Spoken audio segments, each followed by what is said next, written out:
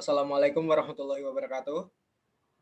Perkenalkan, kami dari kelompok 10 akan mempresentasikan hasil diskusi kami tentang Electronic Commerce System yang beranggotakan saya Atarik Akmal Hafid, NIM 141, Sri Wahyuni, NIM 056, Endah Triana, NIM 175.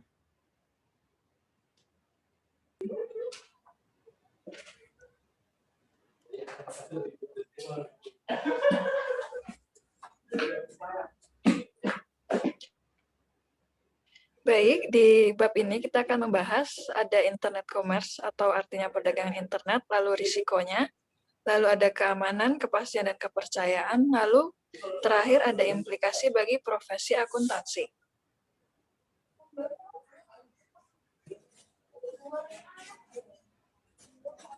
Apa sih sebenarnya e-commerce itu? E-commerce adalah model bisnis atau usaha yang membuat sebuah perusahaan atau individu untuk melakukan transaksi bisnis melalui jaringan atau peralatan elektronik, khususnya jaringan internet.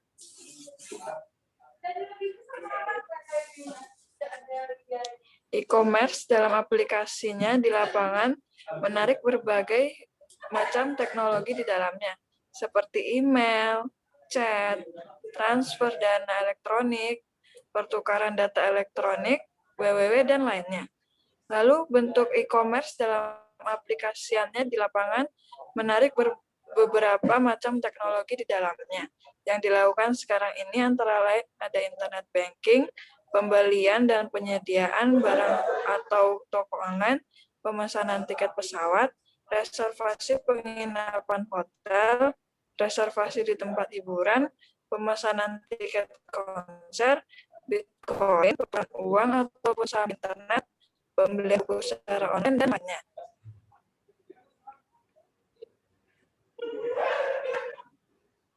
Lalu e-commerce itu ada manfaat dan keuntungannya. Ini adalah salah satu keuntungan bagi pemilik usaha. Yang pertama, untuk penjualan globalnya. Yang kedua, pengurangan infrastruktur perusahaan. Yang ketiga, pengurangan biaya perusahaan. Yang keempat, pengurangan harga produk.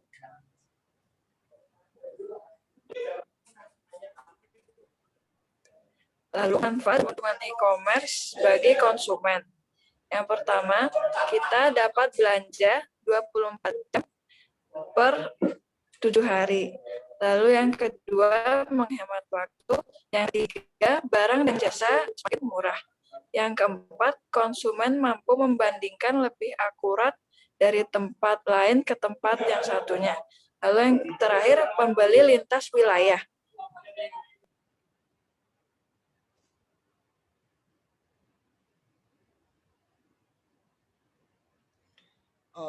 Lalu jaringan internasional dan EDI. Yang pertama itu Local Area Networks atau biasa disingkat menjadi LANs. Yang maksudnya itu menghubungkan perangkat jaringan sedemikian rupa sehingga komputer pribadi dan workstation dapat berbagi data, alat, dan program. Lalu yang kedua ada Wide Area Networks atau biasa disingkat menjadi WANs. WANs itu jaringan komputer yang membentang di wilayah geografis yang luas, meskipun mungkin terbatas dalam batas-batas negara. Lalu yang terakhir ada Electronic Data Interchange atau biasa disingkat menjadi EDI. Maksud dari EDI tersebut itu metode untuk saling bertukar data bisnis atau transaksi secara elektronik melalui jaringan komputer. Perdagangan internet. Teknologi-teknologi internet dahulu adalah secara original dikembangkan untuk militer US dan selanjutnya digunakan untuk penelitian akademi dan pemerintahan. Lebih dari beberapa tahun ini dikembangkan ke dalam World Wide Information Highway. Internet tuh paket switching, virtual private network, extranet, World Wide Web atau biasa disingkat WWW, dan alamat internet.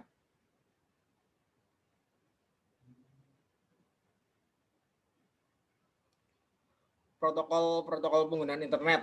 Apa sih fungsi internet melakukan protokol-protokolnya? Yang pertama tuh mereka memfasilitasi koneksi secara fisik antara perlengkapan jaringan. Yang kedua, protokol mensinkronkan transfer data antara perlengkapan fisik. Yang ketiga, protokol memasukkan sebuah basis untuk pengecekan kesalahan dan pengukur performa jaringan. Yang keempat, protokol mempromosikan kompatibel di antara perlengkapan jaringan. Lalu yang terakhir tuh protokol mempromosikan desain jaringan yang fleksibel, expandable, dan efektif biaya. Lalu yang kedua ada pendekatan lapisan untuk protokol jaringan. Protokol-protokol internet yang termasuk protokol-protokol internet tuh yang pertama file transfer protocol atau bisa disingkat menjadi FTP, mail protocol, protokol-protokol keamanan, networks new transfer protocol atau bisa disingkat menjadi NNTP, HTTP dan HTTPNG, dan yang terakhir HTML. Apa sih keuntungan dari perdagangan internet? Buat Dynamic Virtual Organization-nya bisa dilihat di sebelah kanan yang gambar. Lalu model-model bisnis internet itu apa aja sih? Model-model bisnis internet tuh yang pertama level informasi, yang kedua level transaksi, dan yang ketiga level distribusi.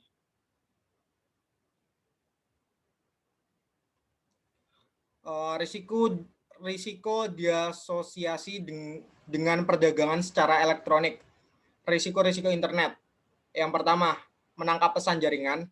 Tanda setuju individu dalam banyak internet dihubungkan untuk membagi channel across yang berpindah menggunakan IDEs, sandi, email confident, dan file data keuangan. Megotorisasi intersepsi dari informasi ini oleh persetujuan jaringan disebut sniffing. Lalu akses ke basis data perusahaan. Koneksi ke pusat basis data meningkatkan risiko di mana data akan menjadi aksesibel oleh karyawan. Yang ketiga ada hak istimewa karyawan.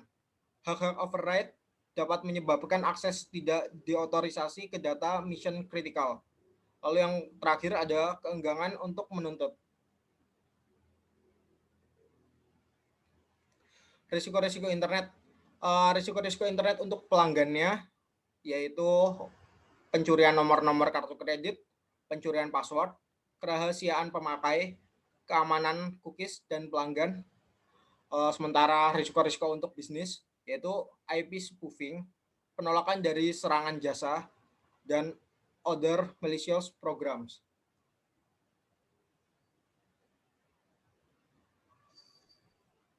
Yang selanjutnya yaitu keamanan, kepastian, dan kepercayaan.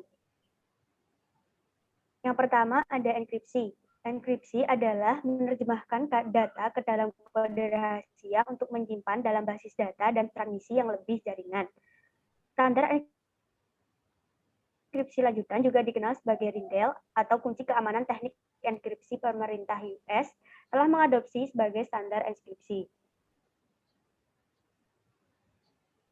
Yang kedua ada otentik digital. Tanda tangan digital adalah teknik autentikasi elektronik yang menjamin pesan transmisi dioriginalkan dengan otorisasi pengirim dan yang ini bukanlah perusak setelah tanda tangan diaplikasikan. Yang selanjutnya ada sertifikasi digital seperti elektronik pengidentifikasi kartu yang digunakan dalam konjungsi dengan kunci enkripsi publik untuk memverifikasi autentik dari pengirim pesan. Yang ketiga ada firewalls. Firewalls adalah software dan hardware yang termasuk security dari menghubungkan semua jaringan koneksi di luar pengendali gateway. Lalu yang terakhir ada seal of assurance. Dalam merespon permintaan pelanggan untuk evidence yang bisnis berbasis web atau trustworthy, sebuah nomor yang dipercaya tidak kelompok organisasi menyumbang tanda dari asuran di mana bisnis dapat menampilkannya dalam website homepage. 6 seal granting organisasional. Yang pertama ada Better Business Bureau, Trustee, Verisign, Asosiasi Keamanan Komputer Internasional, EICPA, CICA, WebTrust, EICPA CICA, Sistrust. Lalu poin terakhir yaitu implikasi bagi profesi akuntan. Yang pertama ada pelanggaran privasi. Privasi berkaitan dengan tingkat kerahasiaan yang digunakan organisasi dalam mengelola pelanggan dan data mitra dagang.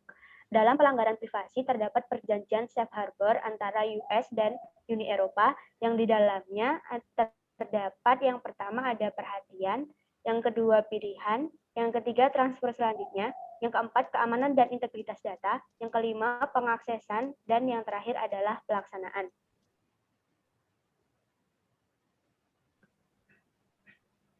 Yang selanjutnya adalah audit berkelanjutan. Teknik audit berkelanjutan perlu dikembangkan agar memungkinkan auditor untuk meninjau transaksi pada interval yang sering atau saat terjadi.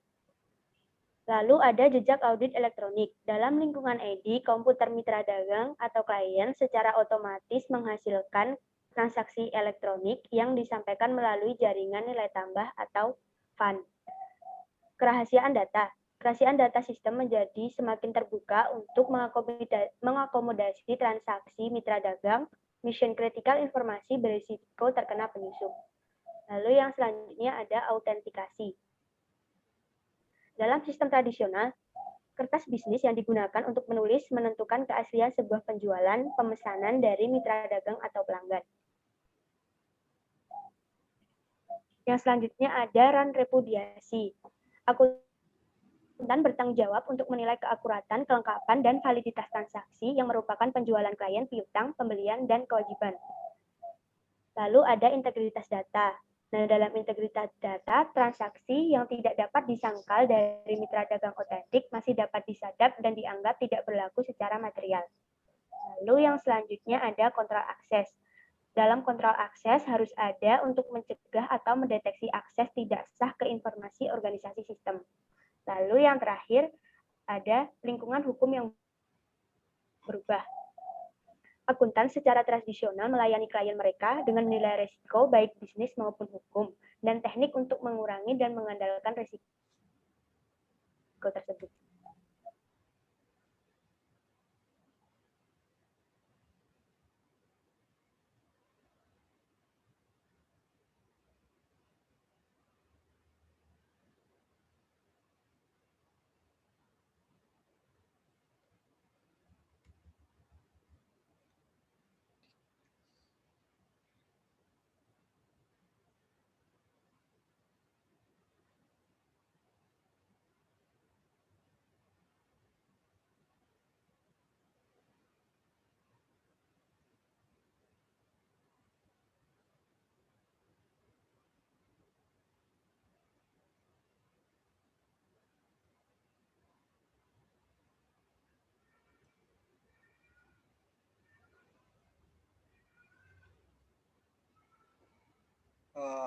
Mungkin cukup sekian presentasi dari kelompok kami. Kurang lebihnya minta maaf.